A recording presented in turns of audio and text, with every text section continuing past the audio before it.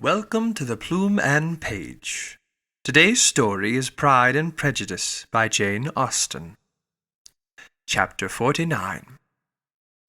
2 days after Mr. Bennet's return, as Jane and Elizabeth were walking together in the shrubbery behind the house, they saw the housekeeper coming towards them, and, concluding that she came to call them to their mother, went forward to meet her.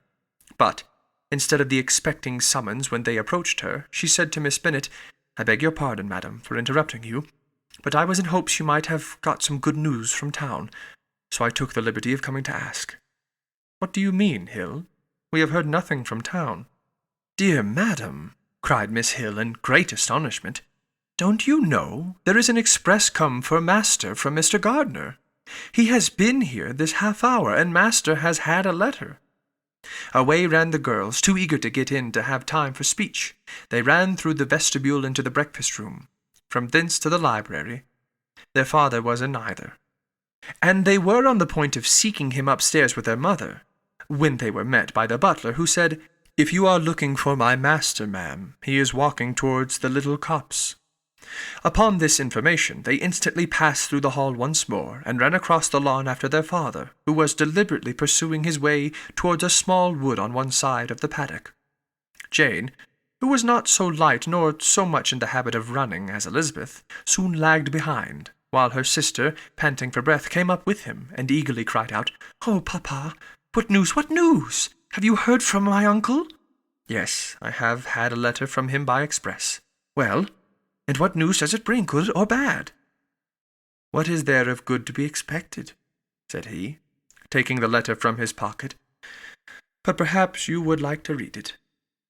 Elizabeth impatiently caught it from his hand. Jane now came up. "Read it aloud," said their father, "for I hardly know myself what it is about." Gracechurch Street, Monday, August 2nd.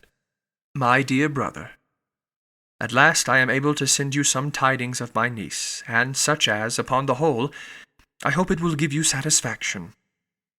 Soon after you left me on Saturday, I was fortunate enough to find out in what part of London they were. The particulars I reserve till we meet. It is enough to know they are discovered. I have seen them both. "Then it is as I always hoped," cried Jane. "They are married." Elizabeth read on. "I have seen them both.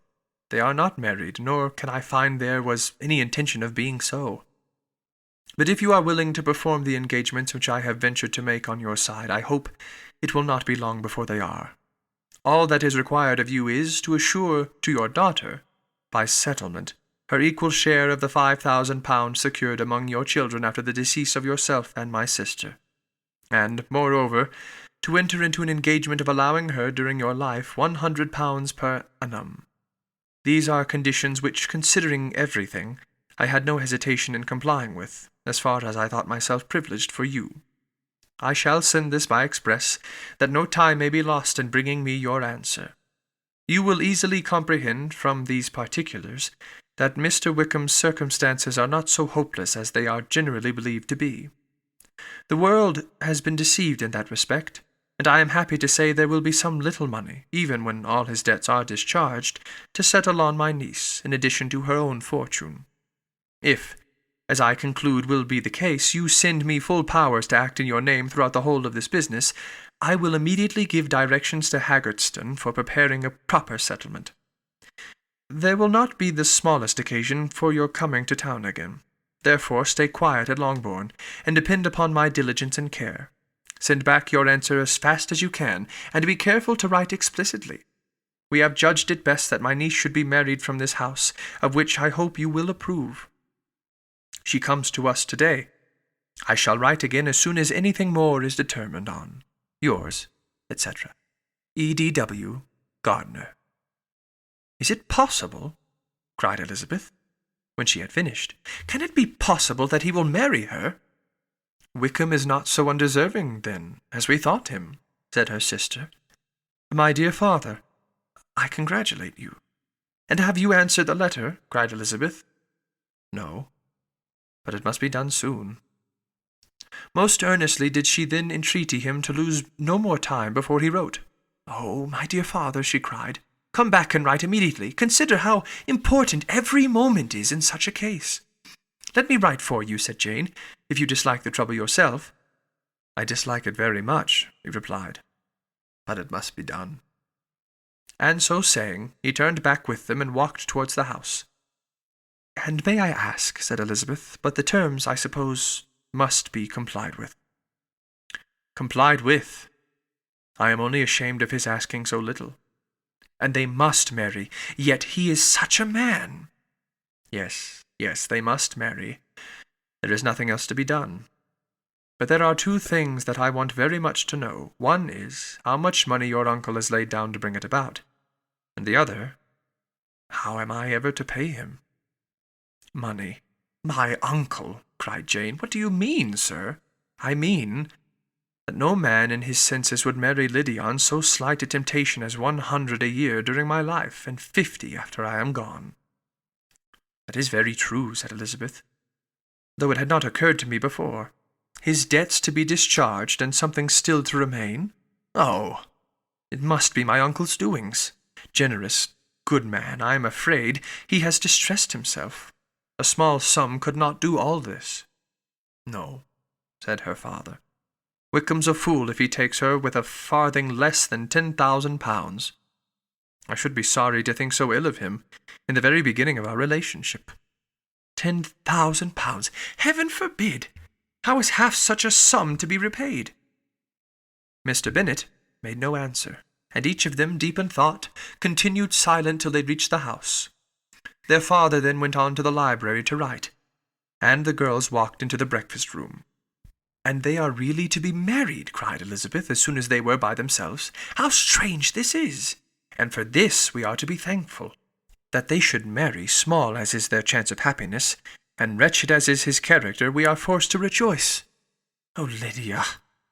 "I comfort myself with thinking," replied Jane, "that he certainly would not marry Lydia if he had not a real regard for her. Though our kind uncle has done something towards clearing him, I cannot believe that 10,000 pounds, or anything like it, has been advanced. He has children of his own, and may have more. How could he spare half 10,000 pounds? "If he were ever able to learn what Wickham's debts have been," said Elizabeth, "and how much is settled on his side on our sister, we shall exactly know what Mr. Gardiner has done for them, because Wickham has not sixpence of his own. The kindness of my uncle and aunt can never be requited. Their taking her home, and affording her their personal protection and countenance, is such a sacrifice to her advantage as years of gratitude cannot enough acknowledge. By this time she is actually with them. If such goodness does not make her miserable now, she will never deserve to be happy. What a meeting for her when she first sees my aunt!" "We must endeavour to forget all that has passed on either side," said Jane. "I hope and trust they will yet be happy. His consenting to marry her is a proof, I will believe, that he is come to a right way of thinking.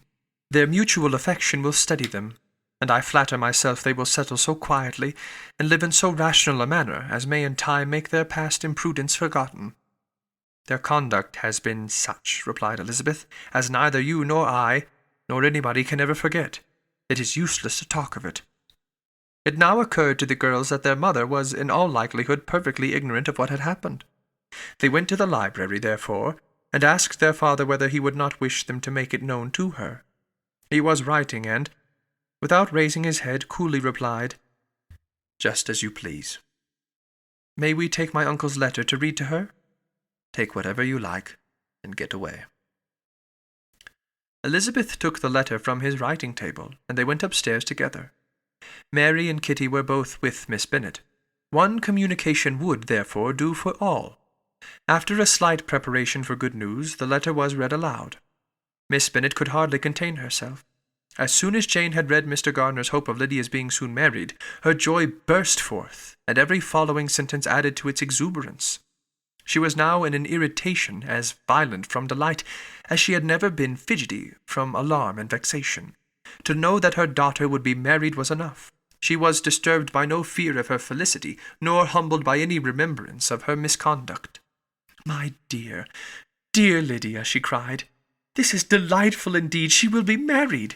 I shall see her again. She will be married at 16. My good, kind brother. I knew how it would be. I knew he would manage everything. How I long to see her, and to see dear Wickham too. But the clothes, the wedding clothes. I will write to my sister Gardiner about them directly. Lizzie, my dear, run down to your father, and ask him how much he will give her. Stay, I will go myself. Ring the bell, Kitty, for Hill. I will put on my things in a moment. My dear, dear Lydia, how merry we shall be together when we meet." Her eldest daughter endeavoured to give some relief to the violence of these transports by leading her thoughts to the obligations which Mr. Gardiner's behaviour laid them all under. "For we must attribute this happy conclusion," she added, "in a great measure to his kindness. We are persuaded that he has pledged himself to assist Mr. Wickham with money." "Well," cried her mother, "it is all very right. Who should do it but her own uncle? If he had not had a family of his own, I and my children must have had all his money, you know. And it is the first time we have ever had anything from him, except a few presents. Well, I am so happy. In a short time I shall have a daughter married, Miss Wickham. How well it sounds! And she was only 16 last June. My dear Jane, I am in such a flutter that I am sure I can't write, so I will dictate, and you write for me. We will settle with your father about the money afterwards, but the things should be ordered immediately." She was then proceeding to all the particulars of calico, muslin, and cambric, and would shortly have dictated some very plentiful orders, had not Jane, though with some difficulty, persuaded her to wait till her father was at leisure to be consulted. One day's delay, she observed, would be of small importance, and her mother was too happy to be quite so obstinate as usual. Other schemes, too, came into her head. "I will go to Merton," said she, "as soon as I am dressed, and tell the good news to my sister Phillips. And as I come back, I can call on Lady Lucas and Miss Long. Kitty, run down and order the carriage. An airing would do me a great deal of good, I am sure. Girls, can I do anything for you in Merton? Oh, here comes Hill, my dear Hill. Have you heard the good news? Miss Lydia is going to be married, and you shall all have a bowl of punch to make merry at her wedding." Miss Hill began instantly to express her joy. Elizabeth received her congratulations amongst the rest, and then, sick of this folly, took refuge in her own room, that she might think with freedom. Poor Lydia's situation must, at best, be bad enough, but that it was no worse, she had need to be thankful. She felt it so, and though, in looking forward, neither rational happiness nor worldly prosperity could be justly expected for her sister in looking back to what they had feared, only 2 hours ago, she felt all the advantages of what they had gained.